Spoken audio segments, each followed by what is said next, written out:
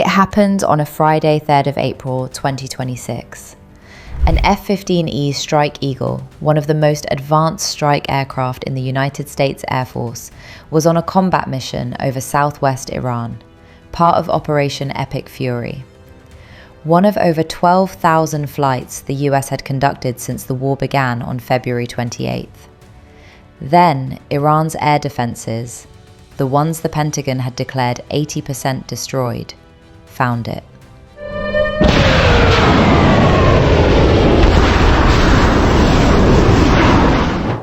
The jet was hit down over Khuzestan province. Both crew members were ejected. The pilot made contact almost immediately. Special operations forces were scrambled. The first rescue happened within hours. But the second crew member, the weapons systems officer, was gone. Iranian state media moved fast. The IRGC declared victory. A regional governor put a bounty on his head, offering the equivalent of $60,000 to anyone who captured the American pilot and handing him in alive.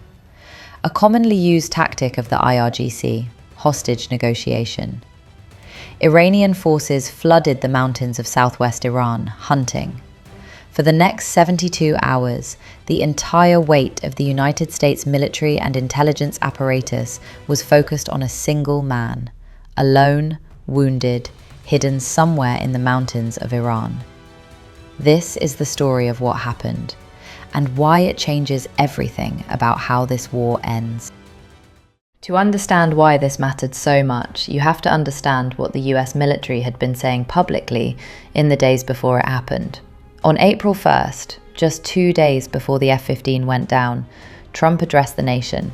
His words were unambiguous. They have no anti-aircraft equipment.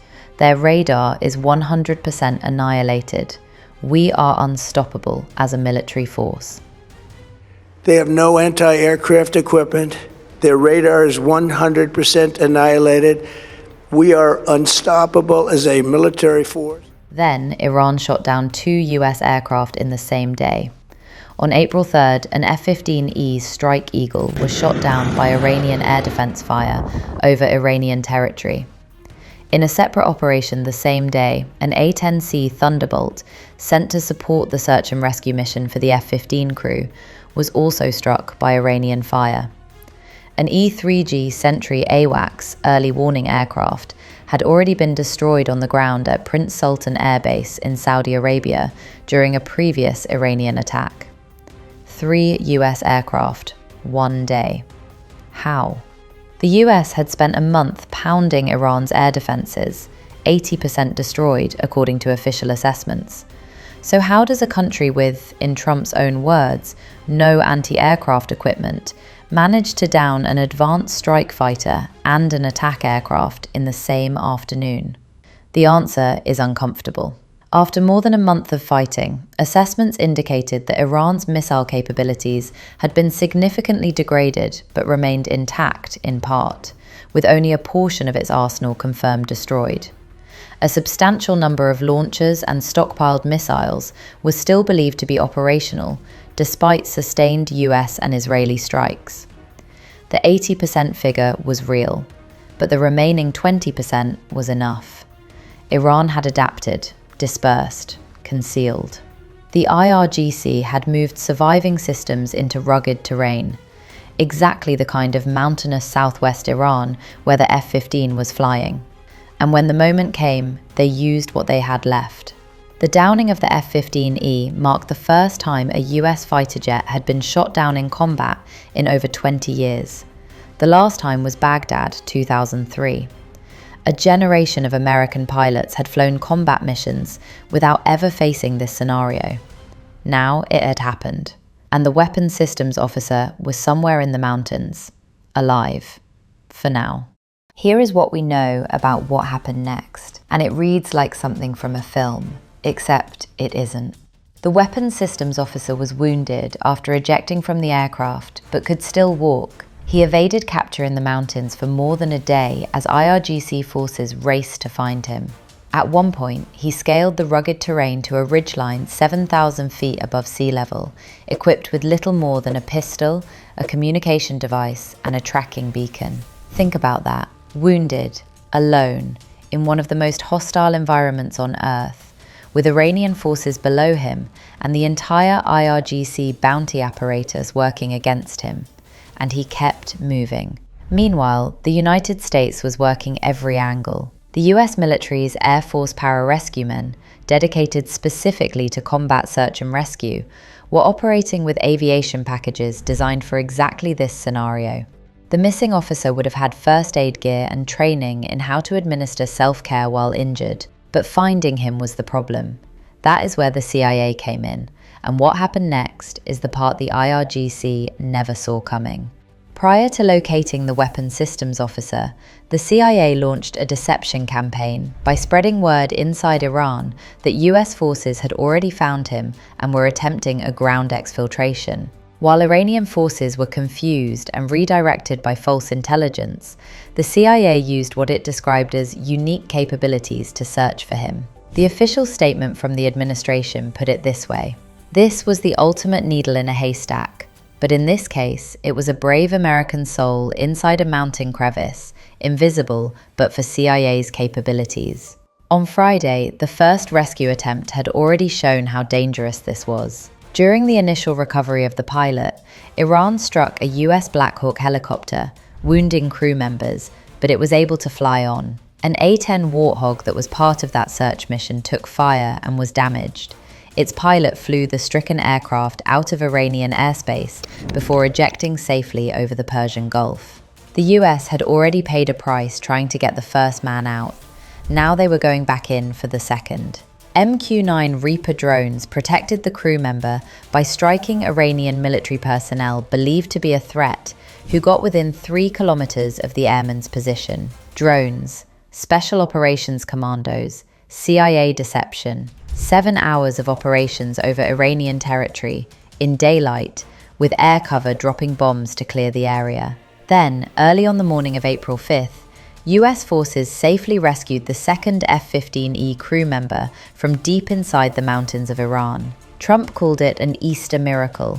The Iranians thought they had him, he said, but it wasn't even close. Both men home, both alive. Here is the version of events the US government wants you to believe. America sent a jet into Iran.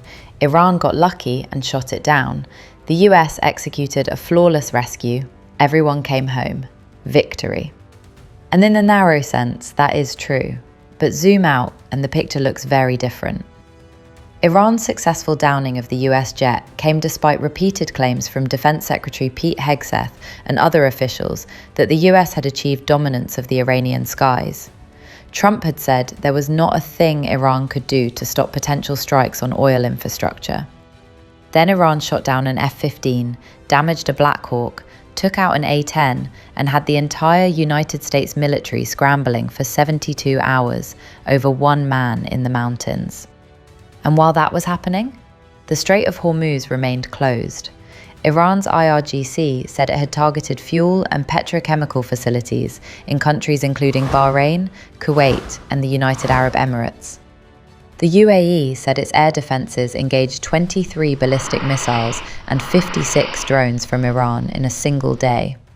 Since the war began, UAE defenses have engaged nearly 500 ballistic missiles, 23 cruise missiles, and more than 2,100 drones. This is not a beaten enemy. This is a wounded enemy. Still fighting, still hitting, still finding ways to reach through the American air umbrella. Trump has now issued a 48-hour ultimatum to Iran. Open the Strait of Hormuz or, and these are his exact words, all hell will rain down on them. He has threatened Iran's power plants. He has threatened civilian infrastructure. The rhetoric is at its highest point since the war began, and waiting in the background is Karg Island, the coral island that handles 90% of Iran's crude oil exports, that the US has already bombed, that 2 Marine Expeditionary Units and elements of the 82nd Airborne are now positioned to potentially seize. The next phase of this war, whatever it is coming. But what Friday proved is this: the United States does not have unchallenged dominance over Iran's skies. Iran still has teeth. And every American aircrew flying over Iranian territory knows it now in a way they didn't 48 hours ago. The weapons systems officer is home. That is the right headline today. But the war that put him in those mountains is far from over. And the questions it raised about what Iran can still do, about what happens next at Karg Island, about what the 48-hour deadline actually means, those do not have answers yet. 20% of the world's oil still flows through a strait that Iran controls. The US has burned through more than 1,000 of its most advanced cruise missiles. 2 aircraft carriers are in theatre. A ground operation may be days away. The rescue is over. The war is not.